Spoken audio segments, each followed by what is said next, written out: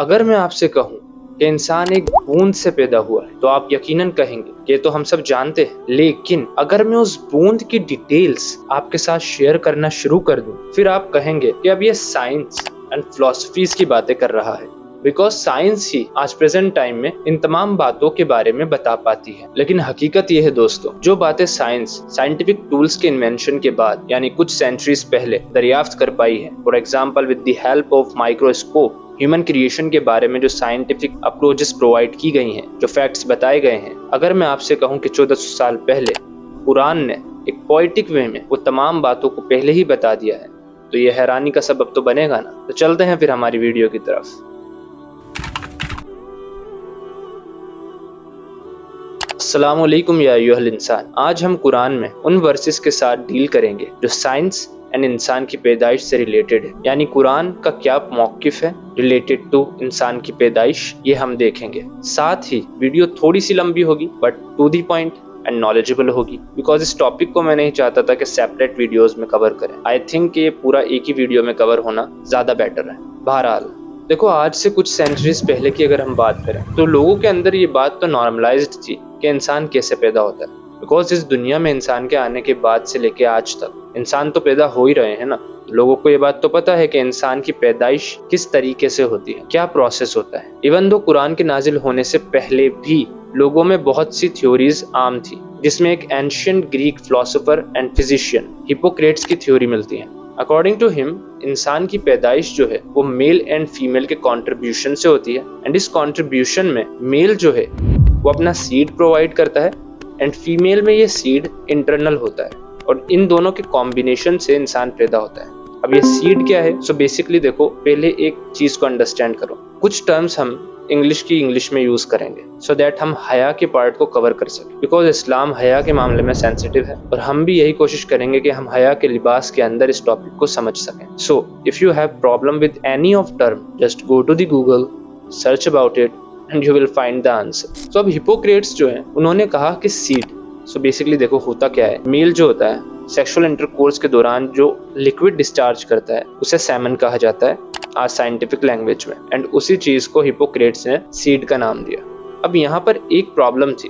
Hippocrates के according male and female दोनों contribution कर रहे हैं, ठीक है, एक्यूरेट है, लेकिन फीमेल में ये इंटरनल है, जबकि हम जानते हैं कि मेल के सीड यानी सेमन से एंड फीमेल के ओव्यूम के कंट्रीब्यूशन से इंसान पैदा होता है। तो बी ऑनेस्ट, उस टाइम के हिसाब से थ्योरी एक अच्छी थ्योरी है, लॉजिकल है, एक्यूरेसी के करीब है, लेकिन एक्यूरेट नहीं है, बिकॉज साइंटिफिकली हमें पता है कि किस तरीके से इंसान पैदा हो रहा है। उस टाइम तो देखो ये साइंटिफिक टूल्स नहीं थे, क्योंकि साइंस जो आज बारीक बातें बता रही है, एक बारीक लाइन हमें प्रोवाइड कर रही है, जिस लाइन को पकड़कर हम किसी टॉपिक के अंदर तक चले जाते हैं, वो बारीक लाइन उस टाइम प्रोवाइड करना इम्पॉसिबल था, बिकॉज साइंटिफिक टूल्स अवेलेबल नहीं थे।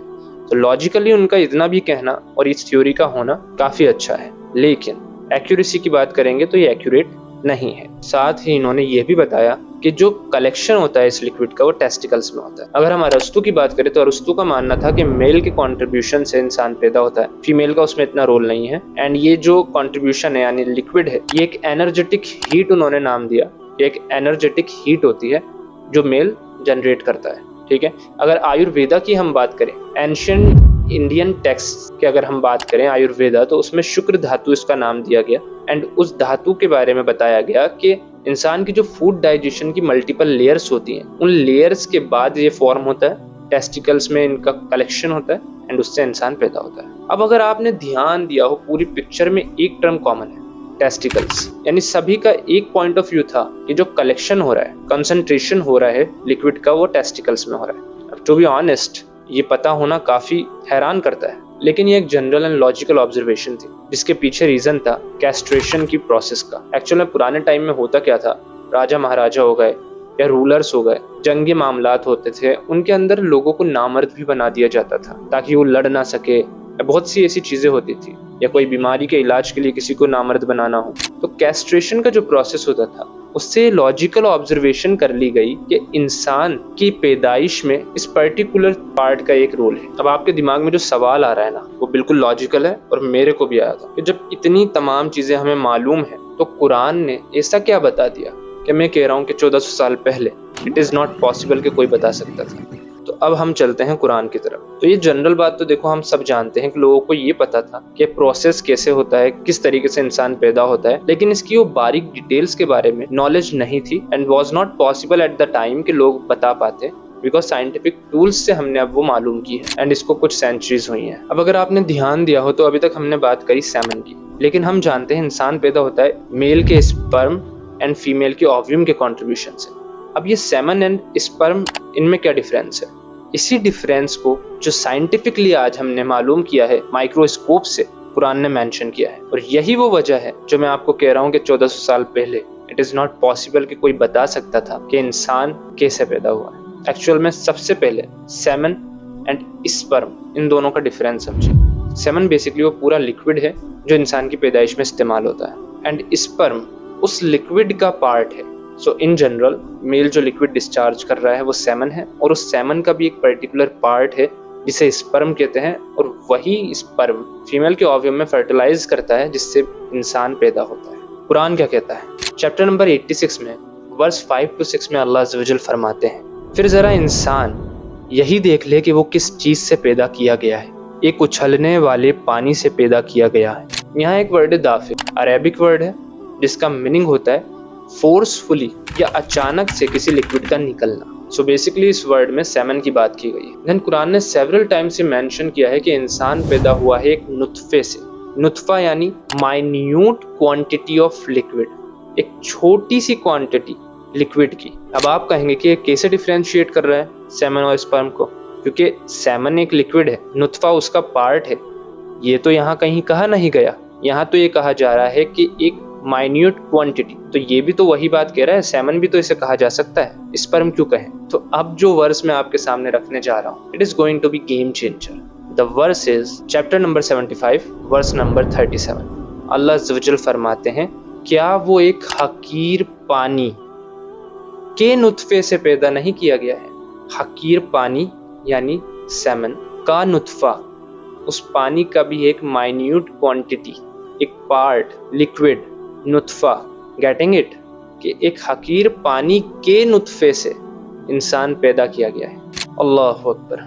अब अगर आप यहाँ पर सोचें कि ये सेमन और स्पर्म वर्ड तो यूज ही नहीं हुए, तो मेरे भाई ये टेक्निकल वर्ड आज साइंस ने दिए हैं। जिस तरीके से हिप्पोक्रेट्स ने सीड नाम दिया, कोई कुछ नाम देता था, आयुर्वेदा में शुक्र धातु उसको नाम दिया गया, लेकिन पुराने टाइम में नाम तो दिए गए, डिफरेंस नहीं बताया गया। लोगों को ये मालूम था कि लिक्विड से इंसान पैदा हो रहा है, लेकिन लिक्विड के भी एक पार्ट से पैदा हो रहा है ये किसी को मालूम नहीं था। लेकिन ये साइंस ने कुछ सेंचुरीज पहले माइक्रोस्कोप के इन्वेंशन के बाद बताया है कि एक लिक्विड का भी पार्ट है जिसे स्पर्म कहा जाता है। इवन दो ये स्पर्म भी मिलियंस में होते हैं एंड उस मिलियंस में से कोई एक स्पर्म होता है, कोई एक स्पर्म जो फीमेल के ओव्यूम को फर्टिलाइज करता है। यानी उस पूरे सेमन में से, एक लिक्विड स्पर्म में से एक स्पर्म इंसान की पैदाइश का रीजन बनता है। और अल्लाह ने कुरान में फरमाया कि हमने इंसान को हकीर पानी के नुत्फे से पैदा किया। तो ये नाम जो है टेक्निकल नाम है जो साइंस ने आज दिए हैं, लेकिन लॉजिक वहीं पर एग्जिस्ट है। ये बिल्कुल ऐसे ही है कि आपका अगर 10 साल से कोई नाम ना रखे तो इंसान तो मौजूद है ना 10 साल से, भला ही उसका नाम ना हो, 10 साल बाद उसको नाम दे दिया जाएगा तो अभी लॉजिक तो वही रहेगा, इंसान तो वही रहेगा, अब उसको उस नाम से जानना शुरू कर दिया जाएगा। काफी इजी एग्जांपल है यार, इतना ज्यादा प्रेशर मत लो। बहरहाल यहाँ से क्लैरिफाई हुआ कि कुरान ने वो बात बताई जो 1400 साल पहले बता पाना वाज नॉट पॉसिबल। इसलिए this is the book of Allah अज़्ज़ व जल, ये खुदा के अल्फाज है। अब हम इसकी और डिटेल्स में जाने वाले हैं। ऑलरेडी आई हैव मेंशन्ड कि वीडियो थोड़ी लंबी होगी। दिस इज द रीजन कि मैं चाहता हूँ कि एक बार में इंसान पूरा ह्यूमन क्रिएशन कुरान से समझ सके। चलते हैं आगे, वर्स नंबर 8 चैप्टर नंबर 32। अल्लाह अज़्ज़ व जल फरमाते हैं, फिर उसकी नस्ल एक हकीर पानी के निचोड़ से चलाई। यानी अब आप यहाँ पर देखें कि अल्लाह ने क्या फरमाया, एक हकीर पानी है, उसका निचोड़, सुलाला जो वर्ड है उसका एक्चुअल में मीनिंग बनता है निचोड़। एंड हमने जो नुत्फा वर्ड पढ़ा था उसका मतलब था माइन्यूट क्वांटिटी ऑफ लिक्विड। तो यहाँ अल्लाह अज़्ज़ व जल कह रहे हैं कि जो लिक्विड है उसके एक निचोड़ से इंसान को पैदा किया गया। इससे पहले अल्लाह ने फरमाया जो लिक्विड है उसके एक पार्ट से इंसान को पैदा किया गया, उस लिक्विड के भी एक लिक्विड से। Getting it? सो अगर इन शॉर्ट हम समझे तो अल्लाह ने कहा कुरान में, हमने इंसान को एक उछलने वाली बूंद से पैदा किया, उस बूंद के नुत्फे और निचोड़ से पैदा किया। अल्लाह अकबर। अब ये बात तो हो गई एक एग्जाम्पल की, लेकिन कुरान रियल में ह्यूमन क्रिएशन के बारे में बहुत कुछ बताता है, जिसे हम one by one, step by step understand करेंगे। तो सबसे पहले आप इस सूरा के इस वर्स को देखिए, फिर हम आगे बात करते हैं। Chapter number 23 verse number 12 to 14। Allah अज़्ज़ व जल फरमाते हैं, हमने इंसान को मिट्टी के साथ से बनाया, एसेंस ऑफ क्ले, फिर उसे एक महफूज जगह टपकी हुई बूंद में तब्दील किया, फिर उस बूंद को खून के थक्के यानी लोथड़ी की शक्ल दी, क्लेंजिंग क्लॉट, फिर खून के थक्के को बोटी बना दिया, फिर बोटी की हड्डियां बनाई, फिर हड्डियों पर गोश्त चढ़ाया, फिर उसे एक दूसरी ही मखलूक बना खड़ा किया। So blessed be Allah who is the best of the creator, बेशक Allah is the best of the creator. अब इस तमाम वर्स की गहराई में जाने से पहले हम साइंटिफिक अप्रोच से ये अंडरस्टैंड करते हैं कि इंसान कैसे पैदा होता है। तो होता क्या है, दरअसल मेल एंड फीमेल आपस में मिलते हैं, मिलने के बाद जो कुछ होता है वो होता है, और उसके बाद जो सेमन है वो वुमेन की बॉडी के अंदर सर्कुलेट होता है। सेमन का एक पार्ट, स्पर्म, जो एनर्जेटिक होता है, वो रन करता है ओव्यूम की तरफ, एंड उनमें से भी कोई एक स्पर्म ओव्यूम को टच करता है